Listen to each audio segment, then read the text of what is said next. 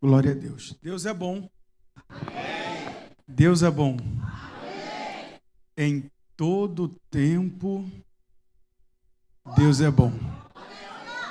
Queridos, recebam a graça da parte do Senhor Jesus Cristo. Obrigado por sua gentileza. Se não for ferir a ordem e a cultura, tome o seu assento enquanto eu dou uma palavra introdutória de agradecimento, agradecendo a Deus por essa oportunidade bendita que estamos tendo de ter vencido mais um dia, mais um domingo, celebrando ao Senhor Deus na sua casa, hoje, exclusivamente, especialmente, comemorando 28 anos aqui em São José dos Campos, essa casa de misericórdia, como foi dito aqui, aberta durante esse tempo, onde a maternidade esteve pronta, muitas vidas nasceram, saltaram da morte para a vida, do reino das trevas para o reino da luz. Somos gratos a Deus por isso, e em especial a obediência de um homem que faz tudo isso acontecer, que é o pastor Kleber, e da sua esposa. Deus abençoe o senhor. Eu tenho passado um tempo, pastor Kleber e pastora Fernanda, trabalhando com pastores, mentoreando, ouvindo-os. Eu tenho pouca idade em comparação ao senhor, ao pastor superintendente aqui da região, ao pastor que falou aqui agora há pouco. Tenho muito pouca idade, muito pouca experiência em relação aos senhores, mas eu tenho trabalhado ouvindo. E eu sei que não é fácil, as pessoas às vezes, elas grudam, fixam e se encantam com o glamour do domingo à noite, do microfone na mão. Mas ministério não é só apresentação em cima de um púlpito. Ministério é 24 horas e, na maioria das vezes, o reflexo que nós estamos vendo aqui agora é das horas de sombra, de solidão, de embate, de conflitos, de noites mal dormidas, às vezes tirando de dentro da nossa própria casa para colocar no reino, enfrentando questões que parentes, amigos não entendem, tudo para que isso esteja edificado. Deus abençoe o senhor. Deus abençoe a pastora Fernanda. Continue dando força, graça, saúde a todos os pastores e obreiros que estão aqui, para que o Senhor possa ver o fruto do fruto do fruto e para que a Bíblia se cumpra. Na velhice, quando chegar, serão viçosos e darão frutos. Porque a velhice, ela não é a deterioração da carne, ela é um estado de espírito mental. Tem muito jovem que está mais velho do que quem tem 50 anos. E tem muito jovem de 50 anos que está mais jovem do que meninos de 16 e de 17. Aplauda ao Senhor Deus pela vida da pastora Fernanda, do pastor Kleber. Seus pastores, vocês os honram. Aplauda ao Senhor Deus, vela pelas nossas almas, vela pela sua alma. Que Deus abençoe grandemente, ricamente. Deus abençoe Rebeca, afinada como sempre, como se eu entendesse de música. Mas é só para dar um... Deus abençoe o músico, os músicos grandemente. Deus abençoe você. Eu quero utilizar o meu tempo compartilhando uma palavra que eu penso que é muito urgente para a igreja pensar de diversas formas e de diversas maneiras, e não somente do ponto de vista escatológico, por conta de tudo que a gente está enfrentando. Eu estou sempre trabalhando com pastores, pregadores, então é sempre umas mentalidades distintas e diferentes. Algumas igrejas estão num tempo, outras igrejas estão em outro tempo, mas o que une todas nesses últimos dias são as questões dos fins dos tempos, o que está acontecendo. Eu recebo muita mensagem de alunos meus o que está acontecendo? Como é que você interpreta quem é o Irã? O que está acontecendo com os Estados Unidos? Os Estados Unidos, ele vai continuar apoiando Israel? Israel só é Israel por enquanto tem o apoio dos Estados Unidos. Os Estados Unidos remove a mão de Israel, aí o perigo se torna mais eminente para as profecias, e a verdade que vai acontecer é que os Estados Unidos vai romper com Israel. É necessário que os Estados Unidos dê as costas para Israel, e a gente fica envolvido com isso o tempo todo. E há uma outra parte. Não é só essa visão, essa cosmovisão do que está acontecendo. Nós temos uma crise interna muito agravante. E essa crise interna, eu falo como terapeuta, como pregador que estou passando de igreja em igreja, lidando com o pastor, com liderança, que está lidando com essa crise interna. São as pessoas, os conflitos pessoais, as crises, as demandas da vida, porque estão aumentando, estão acelerando. Então nós temos 2 pontos, que é a igreja em si, em relação ao cenário que acontece, essa organização, e a igreja organismo, essa igreja espiritual, que não há bárbaros, nem gregos, nem negros, nem brancos, nem ricos, nem pobres, somente os salvos, redimidos pelo sangue de Cristo. Baseado nisso, eu quero olhar uma parte de um clamor do Espírito Santo para um novo tempo. Há uma nova temporada chegando. E uma temporada nunca chega com o novo. Isso é um dos piores jargões que você pode ouvir na vida, esperando o novo. Nunca nada novo chega quando algo novo chega. Algo novo só chega quando o ciclo anterior é encerrado. E aqui está o ponto. Às vezes, algumas pessoas desejam tanto o novo e não encerram o antigo. O Evangelho de Lucas, então, no capítulo 19, por favor, faça esse exercício e vamos entrar nesse pensamento de Deus. Enquanto você abre, eu quero agradecer o Tiago. Obrigado, Tiago, por nos permitir estar aqui,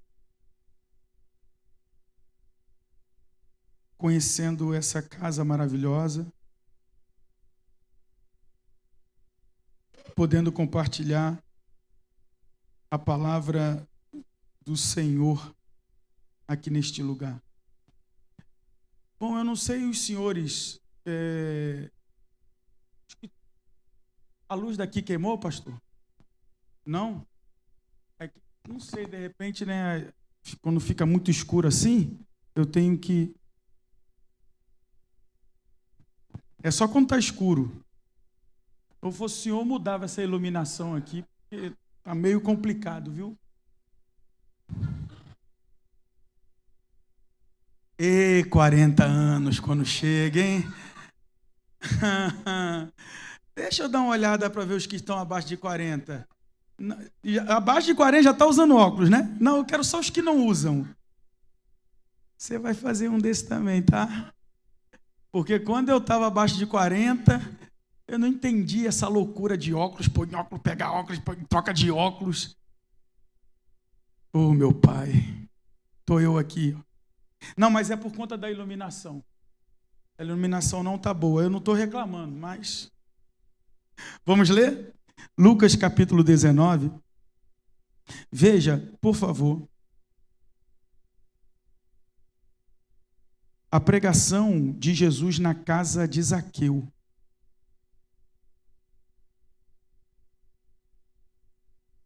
Verso de número 11. E ouvindo ele estas coisas, ele prosseguiu e contou uma parábola. Porquanto estava perto de Jerusalém e cuidava que logo se havia de manifestar o reino de Deus. Disse, pois, certo homem nobre partiu para tomar um reino e depois voltar. E chamando 10 servos seus, deu-lhes 10 minas e disse-lhes: negociai até que eu venha. Essa é a parte, essa é a chave. Negociai até que eu venha. Depois do 3, todos conseguem repetir? Negociai até que eu venha. Depois do 3? Vamos lá. 3. Negociai até que eu venha. Mais uma vez. Negociai até que eu venha.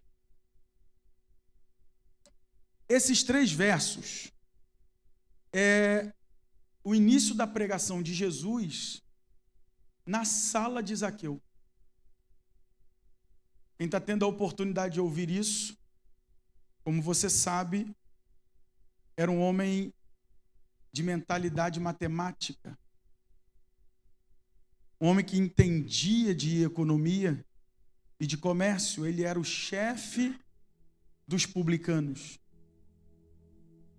E é muito providencial e particular, né, a linguagem de Jesus na sala de Zaqueu, na casa de Zaqueu, falar sobre negociações. Eu sei que é um texto conhecido e você me dá essa liberdade de não me prender tanto no contexto dos detalhes para a gente avançar e ganhar tempo. Mas o corpo da parábola é sobre algo que deveria ser negociado. E o verbo, a forma como está na nossa língua, negociai, está no imperativo.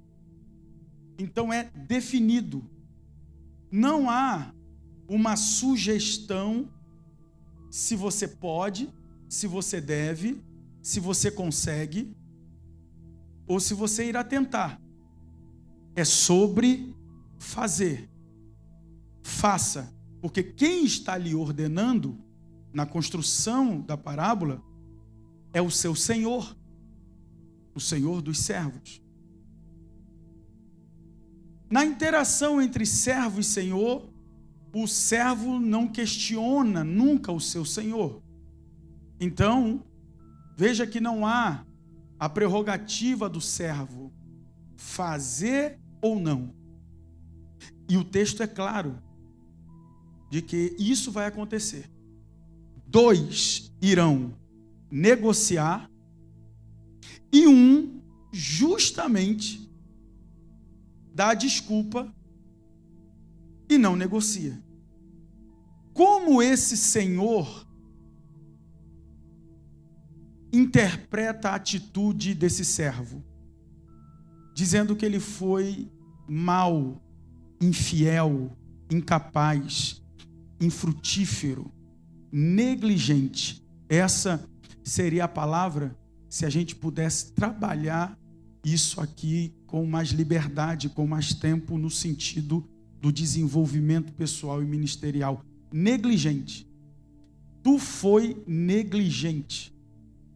Porque eu não perguntei se você deveria ou não, poderia ou não. Eu disse para você negociar.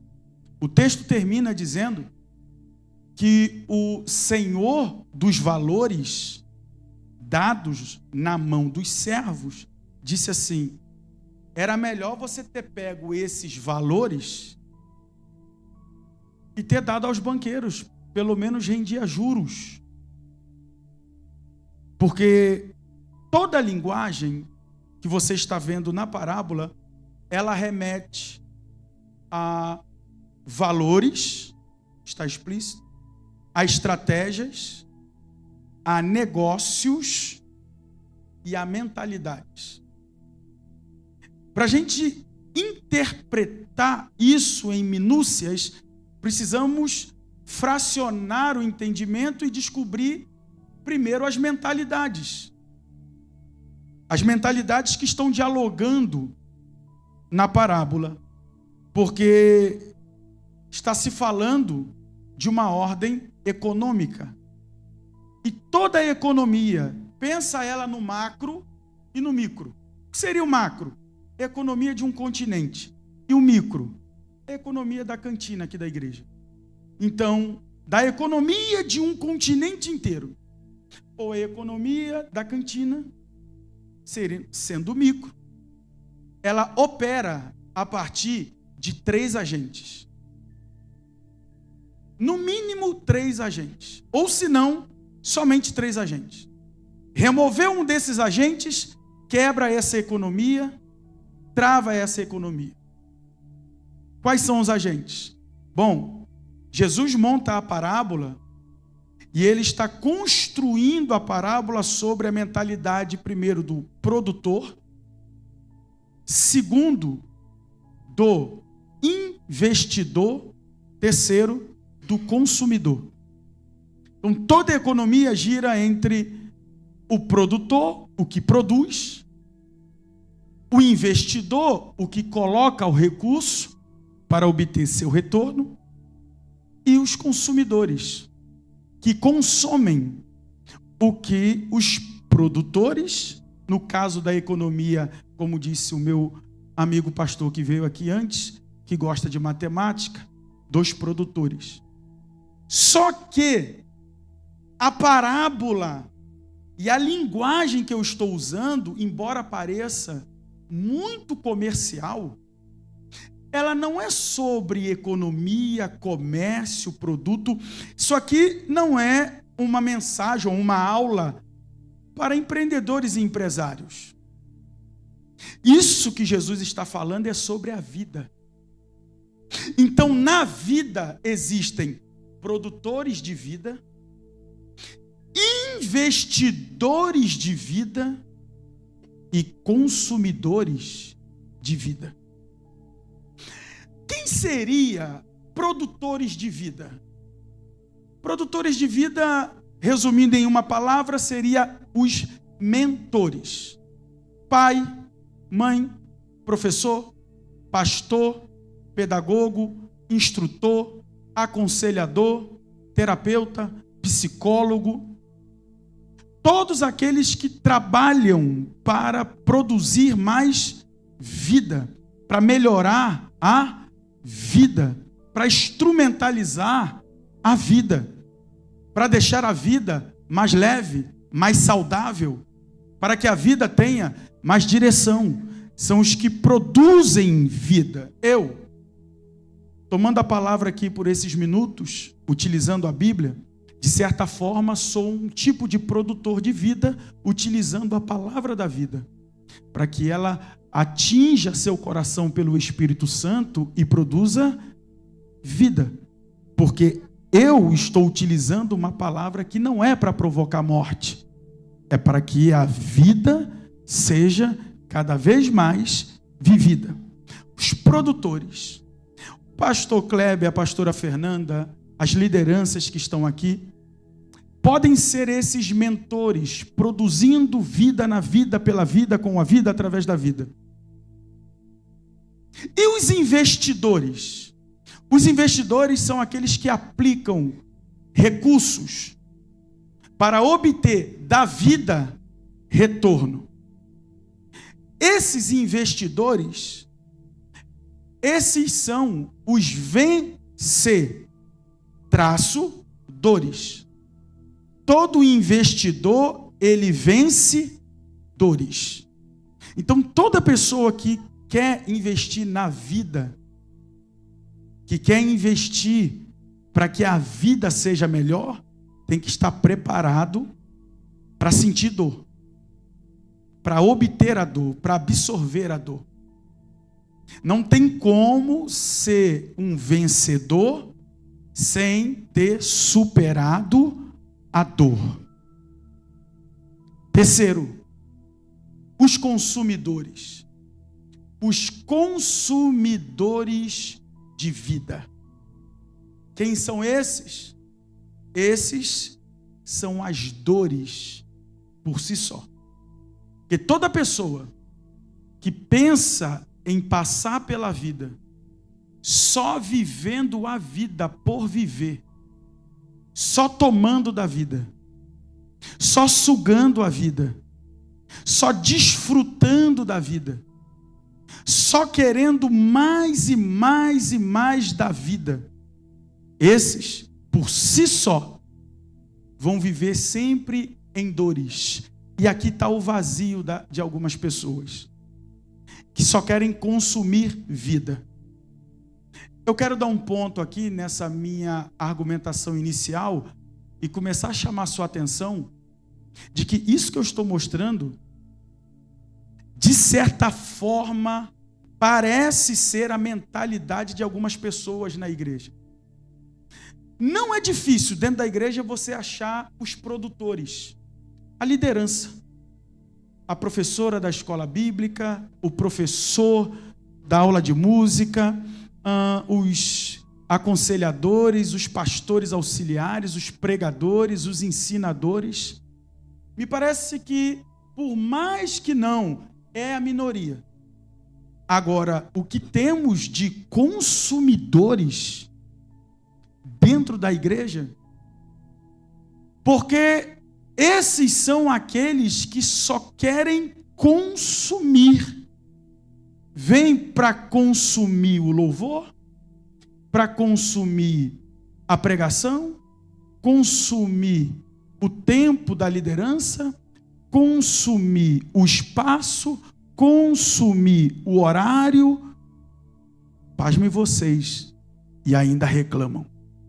Parece aquele penetra que não foi convidado para a minha festa de casamento, ou de 15 anos, ou de aniversário, que sentou, comeu, bebeu, foi embora e ainda saiu falando mal do docinho, do salgadinho e da bebida. Só consumiu. Nós estamos vivendo um tempo em que essas três mentalidades aqui, que eu estou apresentando, elas estão em grande conflito, tanto do ponto de vista ministerial, quanto do ponto de vista espiritual.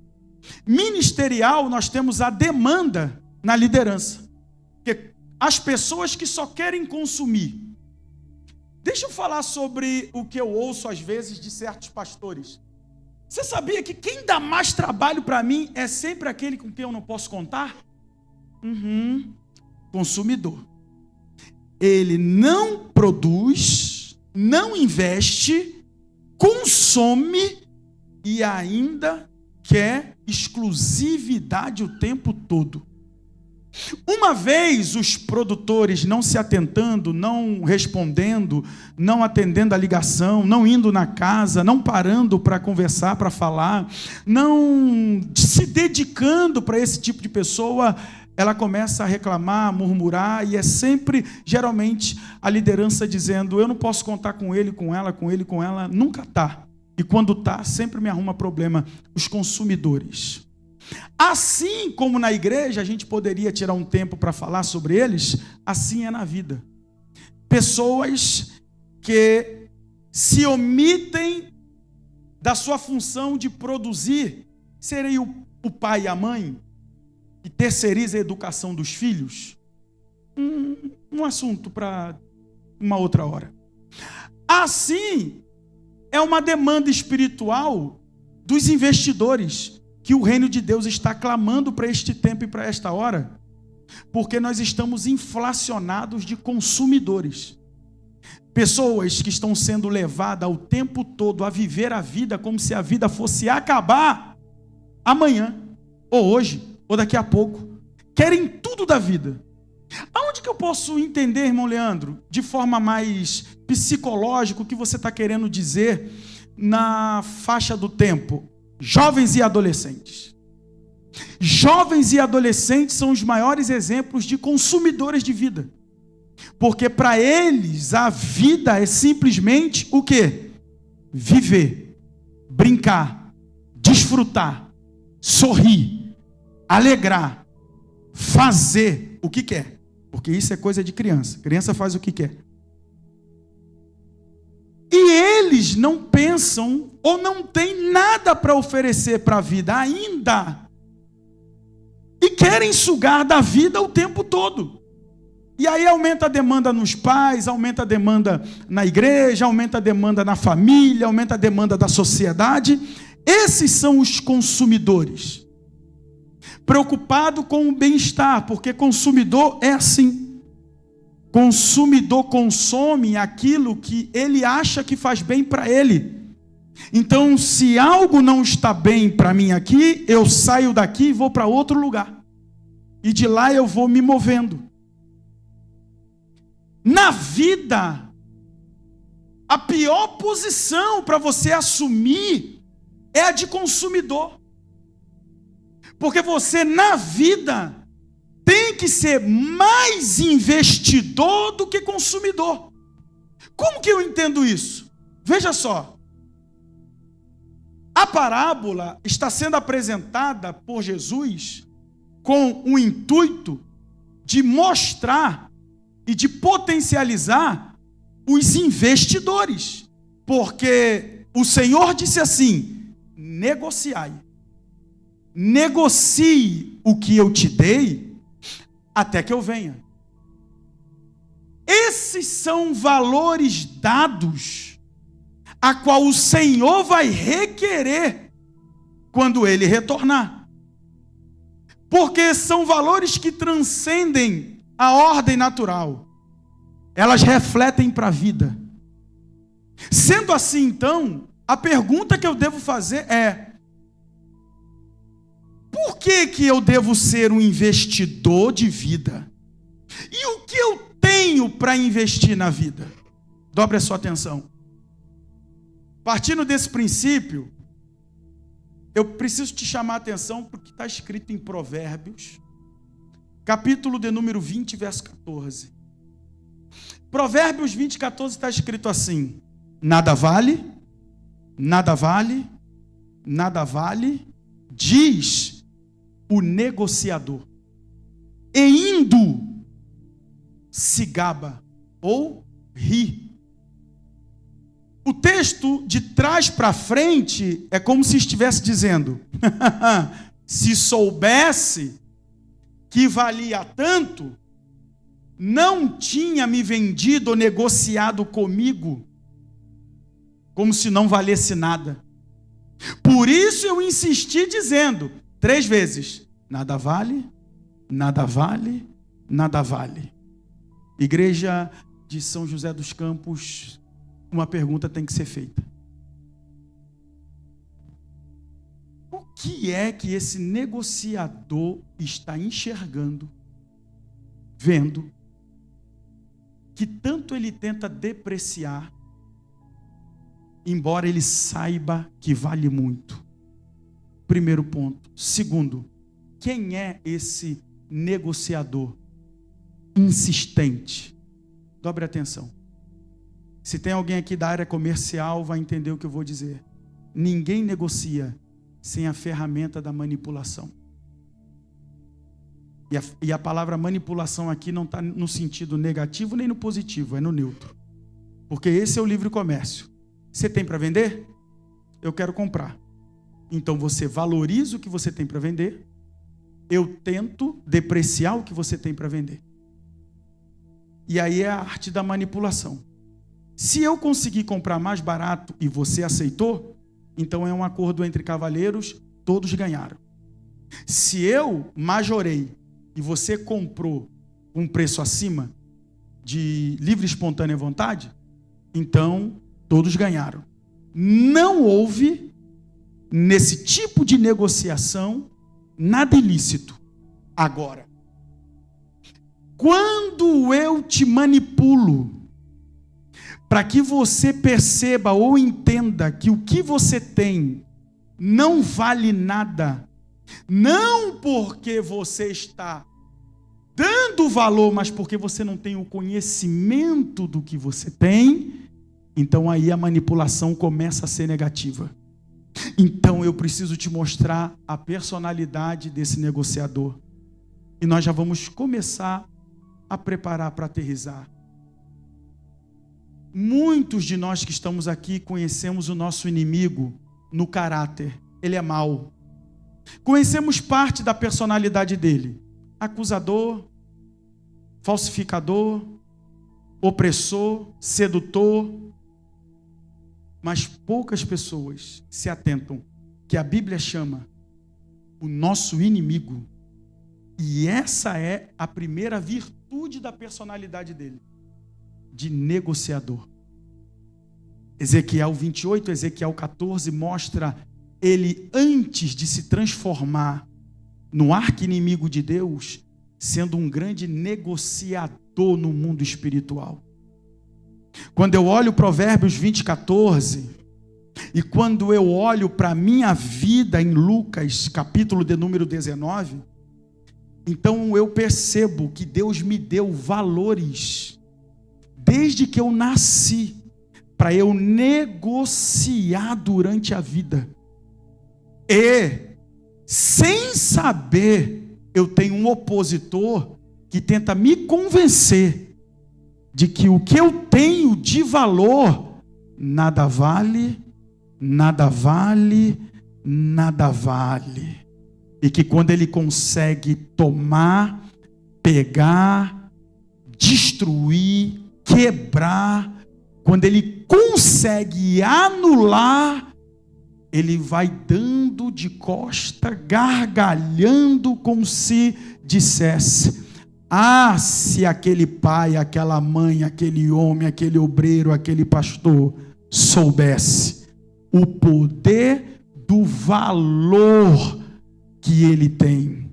Ou seja, todos nós nascemos, todos, inclusive da menor pessoa que está aqui, a mais velha, recebemos de Deus 5 valores primais para negociar na vida.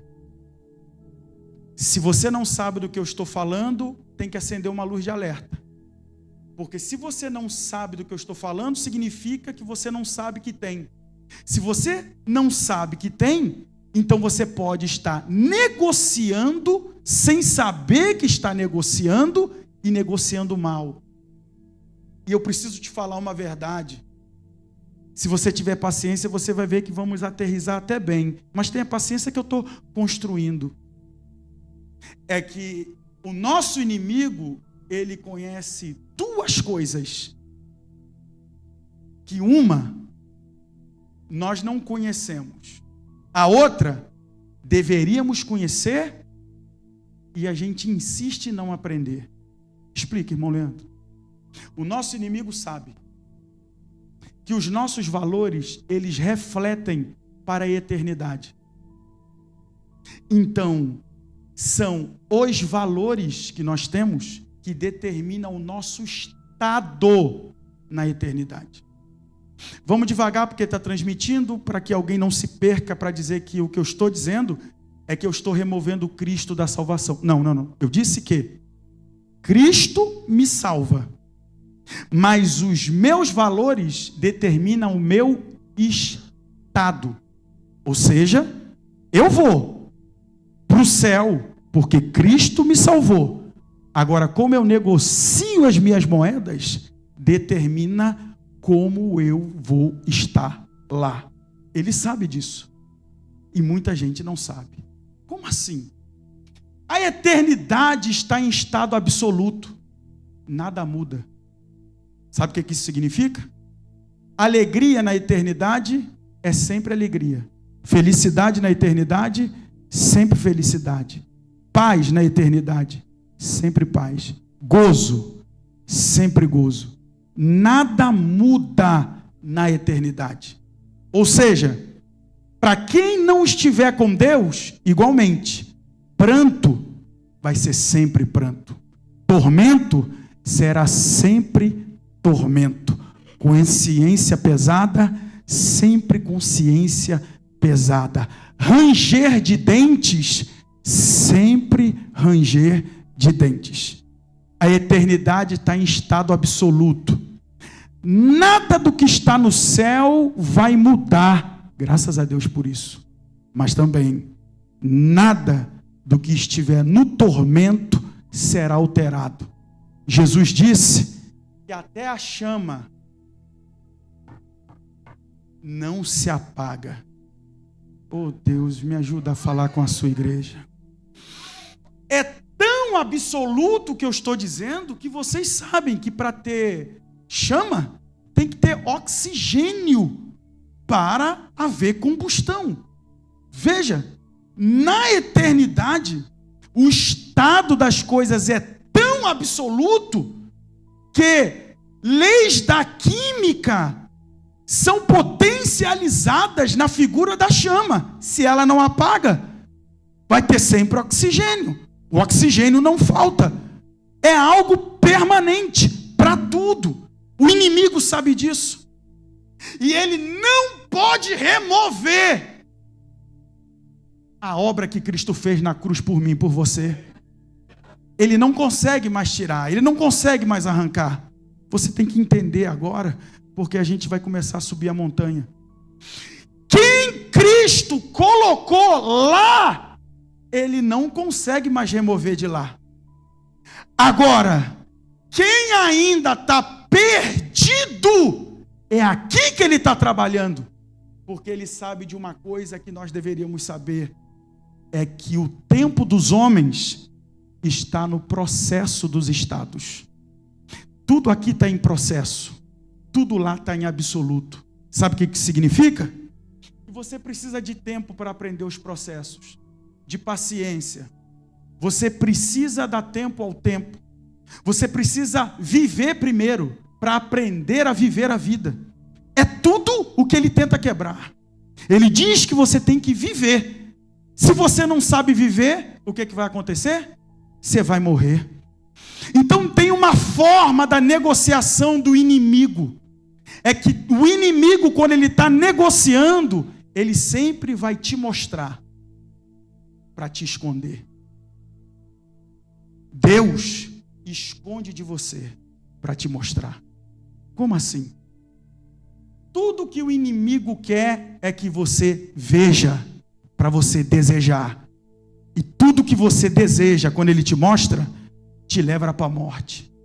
Deus, ele esconde de você para que pela fé você entenda que aquilo que não subiu ao coração do homem, aquilo que o ouvido do homem não viu e aquilo que os olhos do homem não enxergou, é o que Deus tem preparado para aqueles a quem ele ama. Quantos estão me entendendo? Olha então o jogo da vida que eu estou vivendo como pai, como mãe, como obreiro, como profissional. Eu tenho valores e esses valores são transcendentes. Eu tenho um inimigo que está negociando comigo sem eu saber, porque eu não deveria negociar nada com ele. Eu deveria negociar tudo no altar e eu nem sabia que o altar é o altar de negociação. Só me ensinaram que o altar é o altar de sacrifício. Então o inimigo está se aproveitando de 5 valores transcendentes que cada um recebeu da parte de Deus. O primeiro é o tempo. O segundo é a energia. Não confunda energia com saúde, são coisas diferentes. Terceiro valor que todo mundo recebeu são as relações pessoais de família. Quarto valor, o dom. Aperte a mão de quem está do seu lado.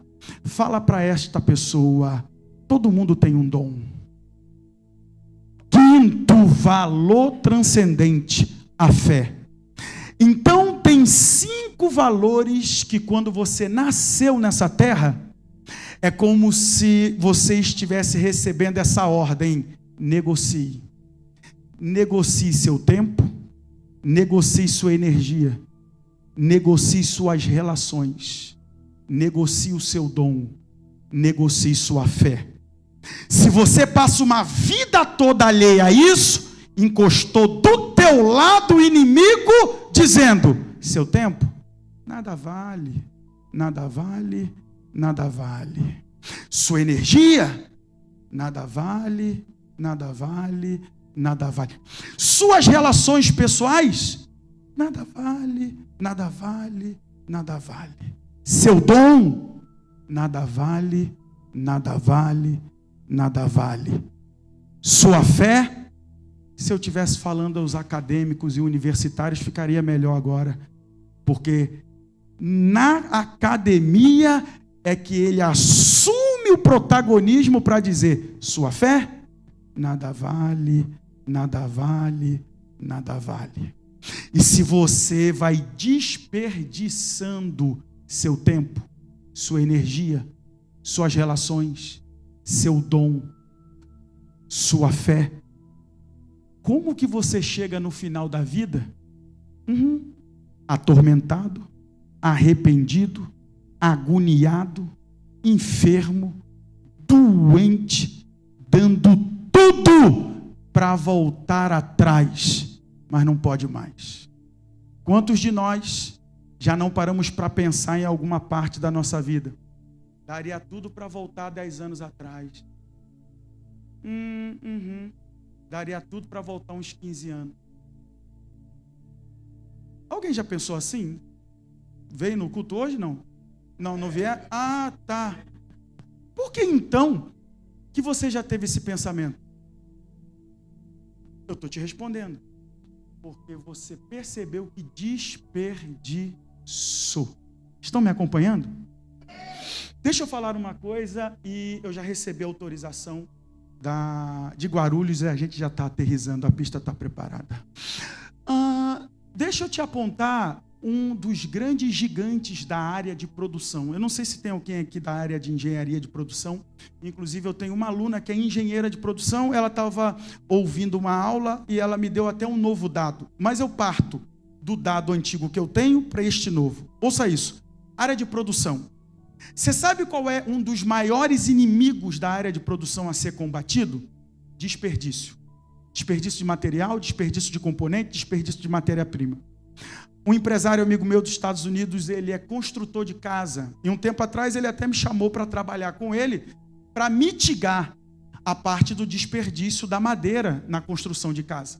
E ele disse: Leandro, aqui eu tenho de 30% a 42% de desperdício de madeira. Isso é um impacto muito grande no final da obra. Me ajuda, vamos criar uma gestão, vem para cá, vem morar aqui para você mitigar isso para mim. Eu tive esse dado de 30% a 40%. A minha aluna disse agora que uma das formas das empresas lidarem com o desperdício, sabe o que elas estão fazendo?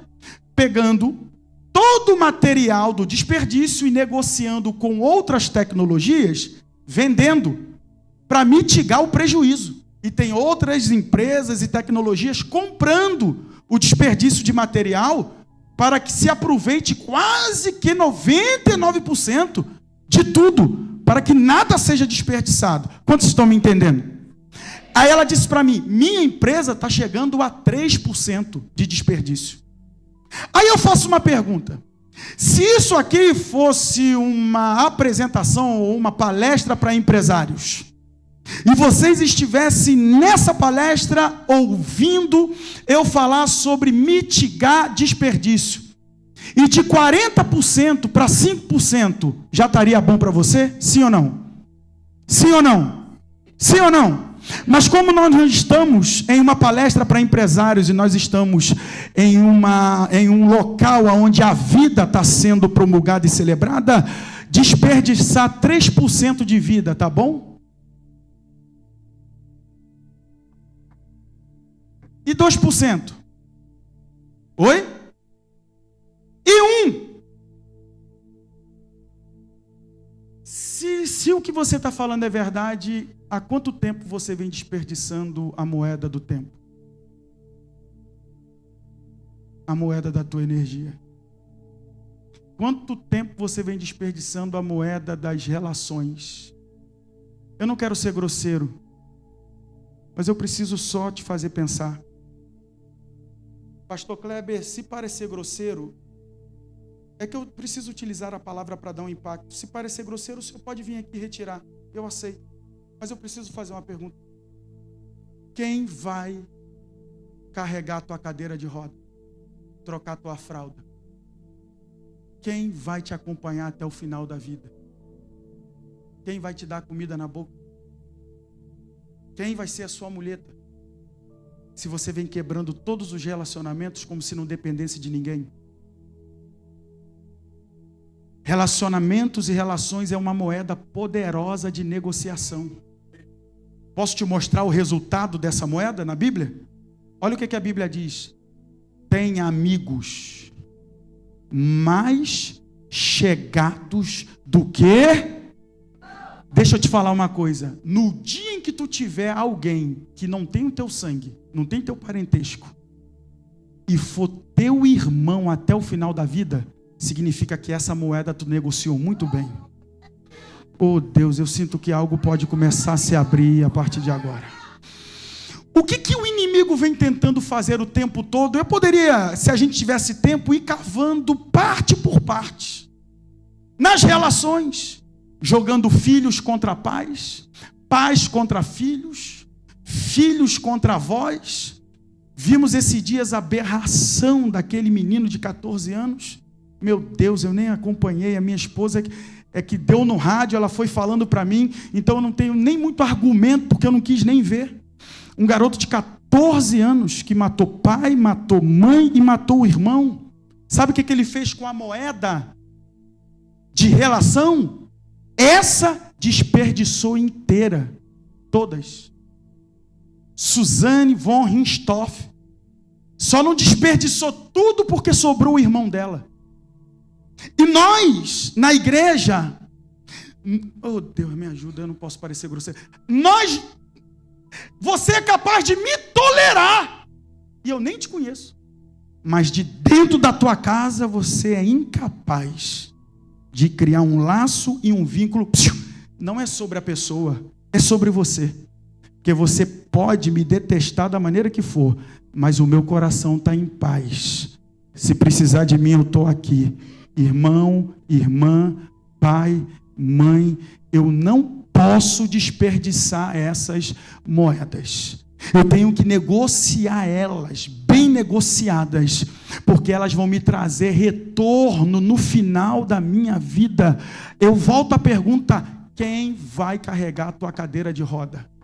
Quem vai te visitar no asilo? Quem vai te visitar na tua velhice da solidão? Quem vai na sua casa? Não confunda saúde com energia. Aprenda a negociar a sua energia. Eu não sou nutricionista, então não vou dar aula de nutrição para você, porque você já está careca de saber que tem coisas que você não deve comer, não pode comer. Porque senão tu está gastando tua saúde.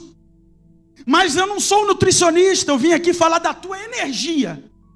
Porque você pode estar em cima da cama e ter energia para continuar produzindo. Você pode estar sem um braço, sem uma perna e ter energia para continuar produzindo. Vocês estão aí me acompanhando? Hoje de manhã minha esposa disse: vá na farmácia comprar um remédio para mim. Eu fui, estou notando a fila do caixa muito lenta. E estou meio agoniado e percebi o cara do caixa atendendo. Gente, o preconceito é uma coisa assim. Oh Deus, eu merecia receber 3 chicotadas por isso. Eu estou na fila da farmácia e já estou começando a bater o pé, agoniado, porque ele estava lento. E eu vi que quem ele estava atendendo, ele pegava o saco plástico, virava e jogava para a pessoa botar as coisas dela.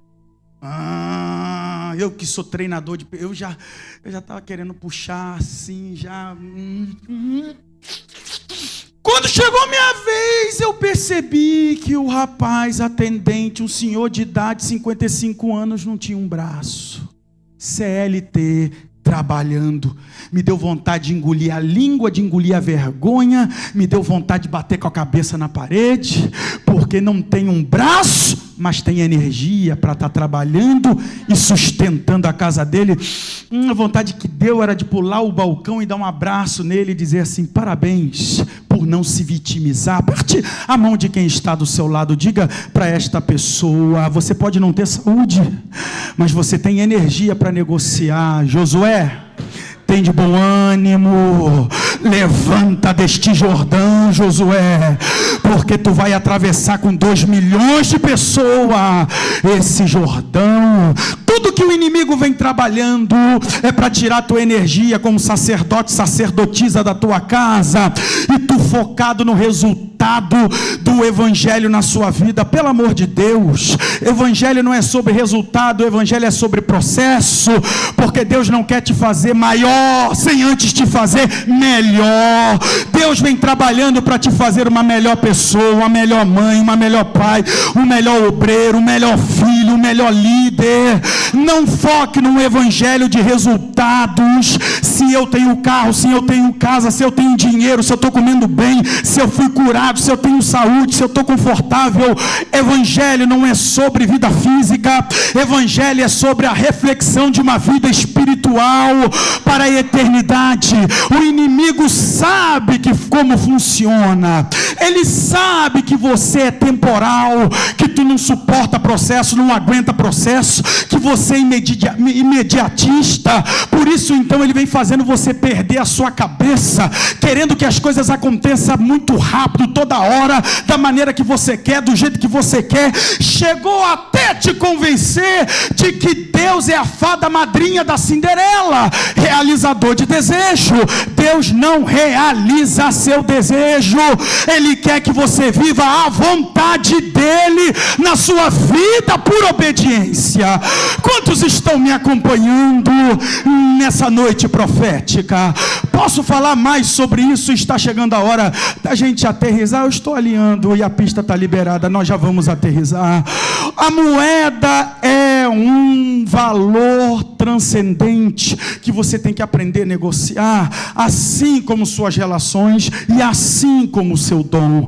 Olha para quem está do seu lado, diga para esta pessoa com forma de profecia: quem tem um dom nunca é pobre. Sente falta da tua fé agora para profetizar isso. Fala para o outro do lado: quem tem um dom nunca é pobre. Ô pastor Kleber, 0 à esquerda é Satanás.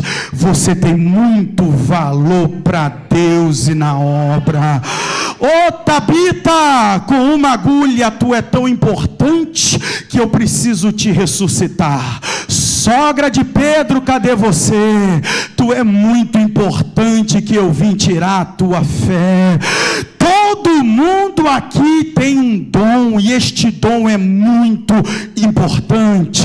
Não se iluda com a estética do ministério. Não ache que está aqui em cima é muito mais valorizado do que quem está aí atrás. Muito pelo contrário, a quem muito é dado, muito será cobrado. Pega essa palavra, pai. Pega essa palavra, mãe. Pega essa palavra, homem. Pega essa palavra, mulher de Deus. Deus te deu um dom para você negociar. Ou eu preciso falar algo muito urgente sobre o dom. É que o teu dom não é teu. Teu dom não é teu. Pastor Kleber, teu dom não é teu. Ô pastora Fernanda, teu dom não é teu. Mídia, teu dom não é seu. Músicos, teu dom não é seu. Viu, baterista? Rebeca, teu dom não é teu. Leandro Sozzi, teu dom não é teu. E de quem é o dom que você tem? O seu dom é meu. E o meu dom é teu. Então você está me devendo, porque eu não estou devendo a ninguém. Estou pregando e vou pregar até às 8. É teu? Então eu estou distribuindo para você. O seu, não fique com esse negócio de não faço mais, não vou mais, vou pedir para sair, não conta comigo, não quero mais fazer, não quero mais trabalhar. Deus vai pedir conta do dom que Ele te deu. Oh Deus, me ajuda. Eu sei que é uma palavra de juízo, não é aquela palavra de vitória, não é? Mas eu preciso te falar uma coisa. Essa palavra surte mais efeito do que se fosse só receba, receba, receba, receba.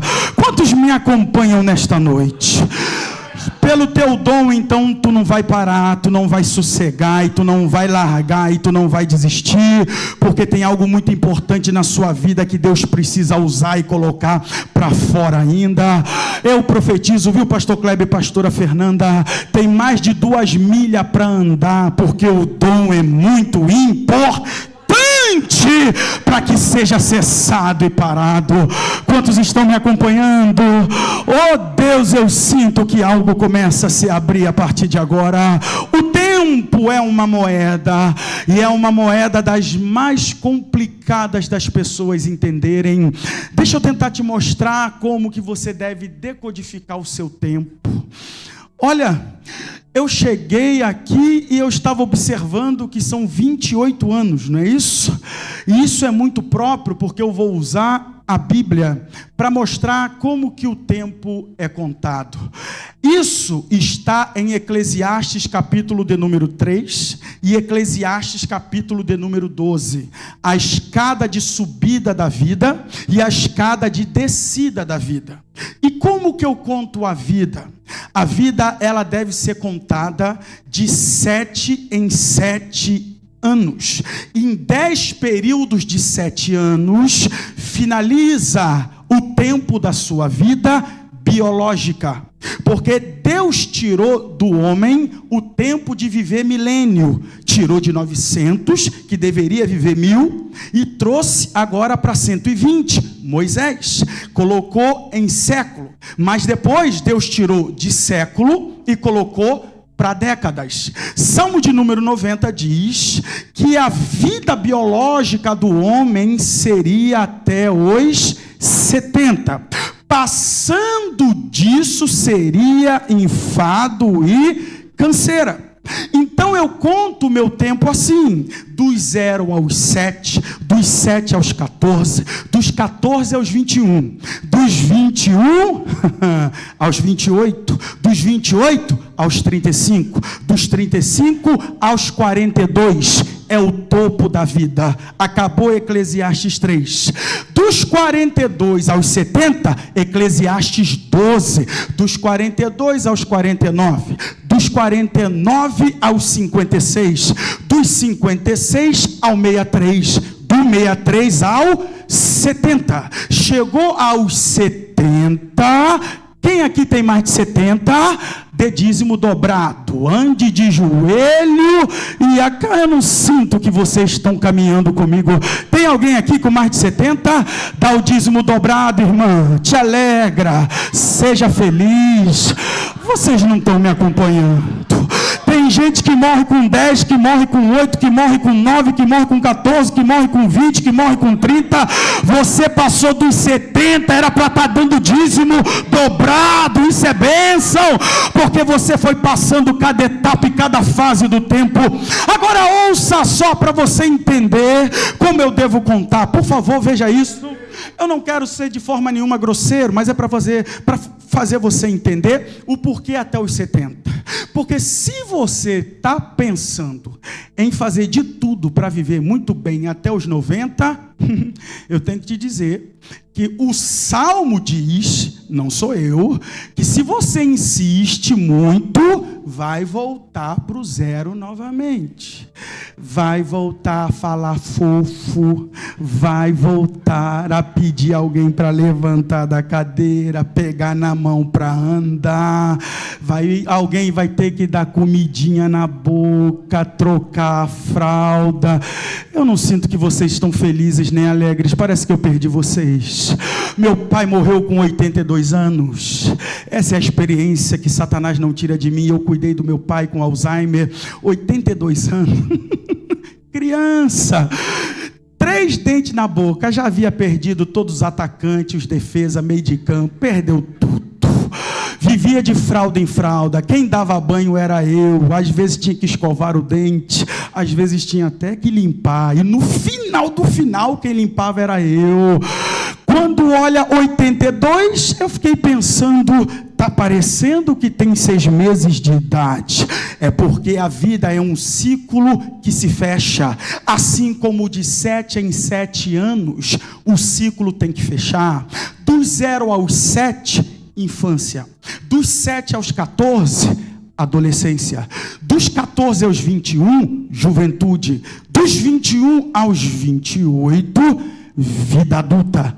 Dos 28 aos 35, vida adulta com experiência. Dos 35 aos 42, vida adulta número 3, com experiência e maturidade. Eu abro a palavra para dizer que esta igreja abriu uma nova temporada de 7 anos.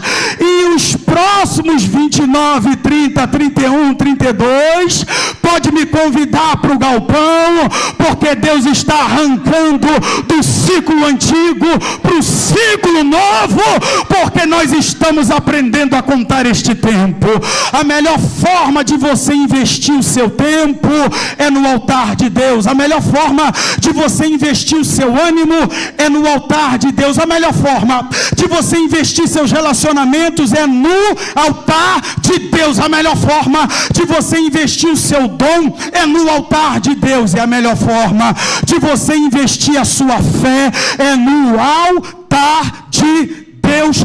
Olha para mim e a gente aterriza. Se com 100% eu transformo minha vida, com 1% eu consigo mudar a minha vida.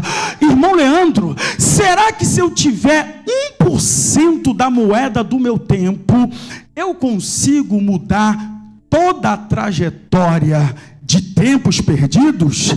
Será que se eu tiver 1% do ânimo, 1% de relação, 1% de dom, 1% de fé, será que eu consigo mudar o status da minha vida? Ouça só, veja isso e perceba que muitas das vezes estar na igreja não te faz salvo. Vir para a igreja não te faz salvo. Viver a igreja não te faz salvo. Quantos estão me acompanhando? Por favor, não precise ficar incomodado entre a teologia pentecostal e a reformada. Eu penso que nós estamos falando da mesma coisa, só que sem o entendimento. Um olha para um lado, o outro olha para o outro. É que tem coisas que é a obra de Cristo em mim. E tem coisas que é a obra que eu faço em Cristo para Ele. Faltou amém. Eu vou de novo.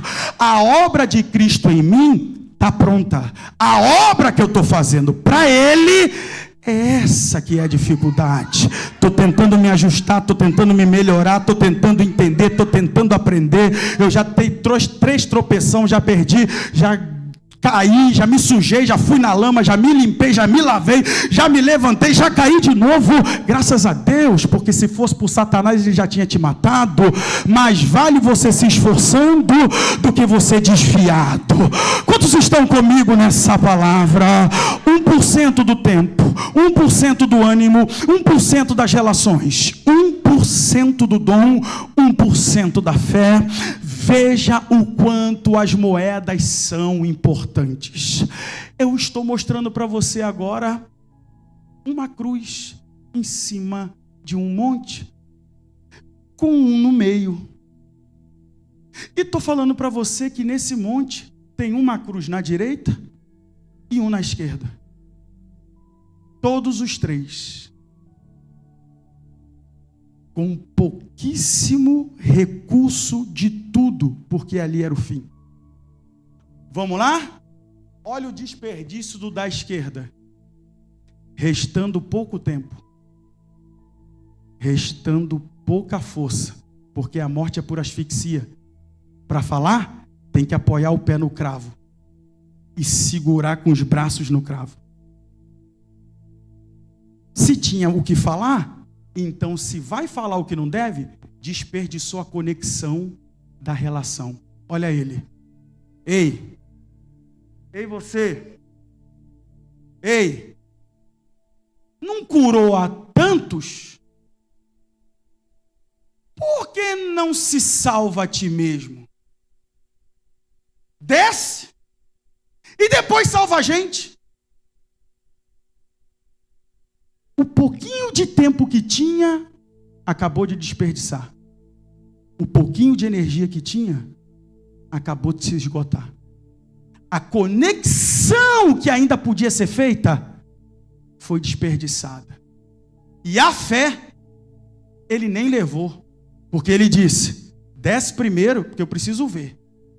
Se tu descer, aí tu me tira daqui. Então isso não é fé. Fé você não precisa ver. Fé você acredita sem ver. Então, todas as moedas desperdiçadas. Olha o poder das moedas bem negociadas, mesmo que no final da vida, o da direita, ou, ei, psiu, cala a boca. Nós estamos aqui porque merecemos. Esse que está aqui, nada fez para estar aqui. Primeira moeda bem negociada da conexão das relações. Ticlim.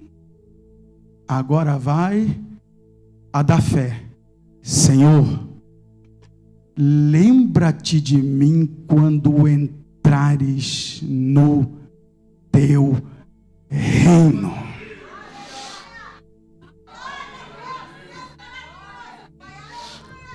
Fé, energia e tempo. Jesus olhou e devolveu na recompensa. Hoje mesmo estarás comigo.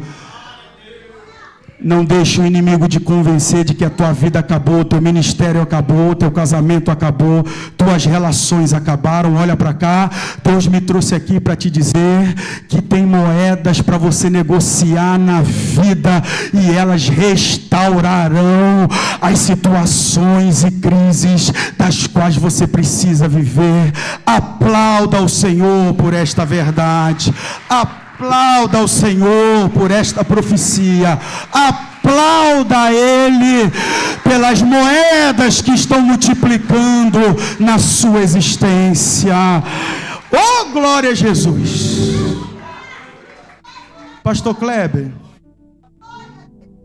eu preguei, terminei, pedi até para aplaudir, e o senhor não levantou.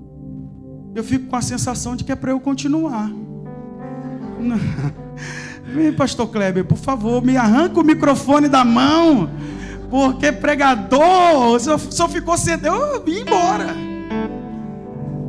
Quero agradecer ao Senhor por me receber. Eu entrava na igreja e vi uma palavra no meu coração, sem antes ver o Senhor. Eu estava entrando, e quando eu vi o Senhor, Deus dizia para mim: diz para o meu servo, eu estou multiplicando o óleo da cabeça dele. Ele pode entender que algumas coisas podem ter chegado ao fim, porque o cansaço e o tempo. Deus me manda lhe dizer que o seu tempo não acabou, não passou, nem está perto de terminar. Tens uma grande obra para fazer. Deus me manda lhe chamar de pai de líderes, de filhos. Tem uma geração que precisa aprender o valor do caráter, da honestidade, da seriedade, do compromisso com o altar.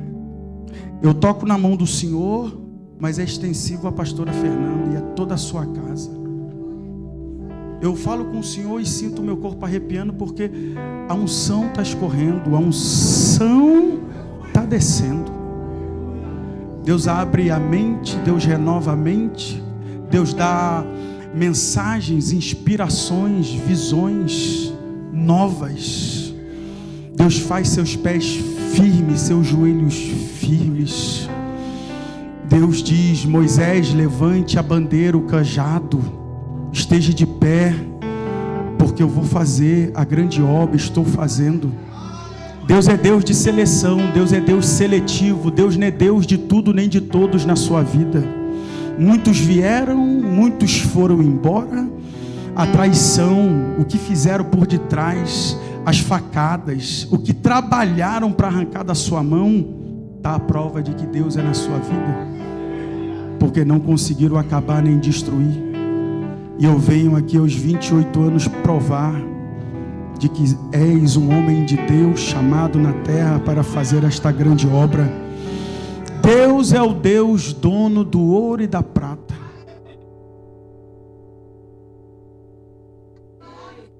Deus é Deus de financiamento, Deus é Deus de papéis bancários, Deus é Deus de linha de crédito. Adal comi que até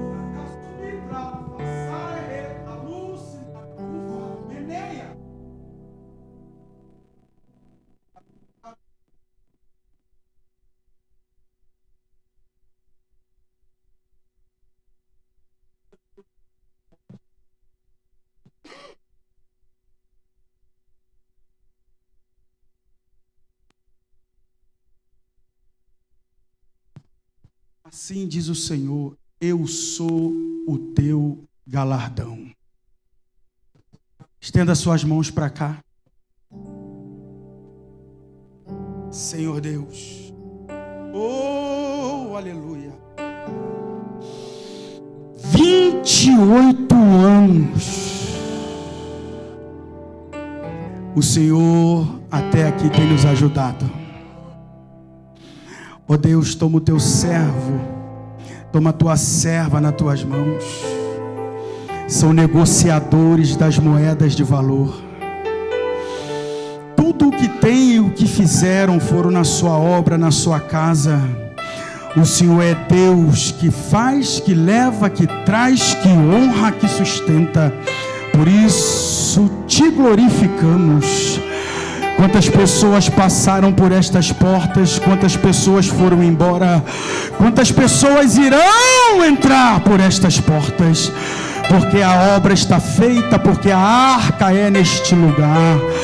Ó Deus, toma a pastora Fernanda nas tuas mãos, toma essa sacerdotisa, essa mulher de Deus, dá sabedoria, dá ânimo, da sabedoria e inteligência, o sacerdote desta casa, vai jogando por terra toda a oposição, tudo que não provém de ti.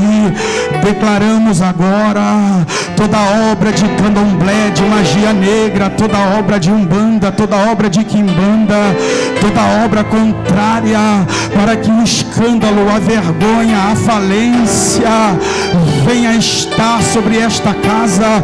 Declaramos a prosperidade, a bênção, declaramos que o Senhor está multiplicando o tempo, declaramos que o Senhor está dando intensidade em energia, declaramos que o Senhor está aumentando e potencializando as relações, declaramos que o Senhor está multiplicando os dons, declaramos que esta casa será testemunho da fé. Oh Deus, te louvamos, te agradecemos, no nome bendito daquele que vive e reina para todo sempre. Celebre com as palmas ao único que é digno de receber.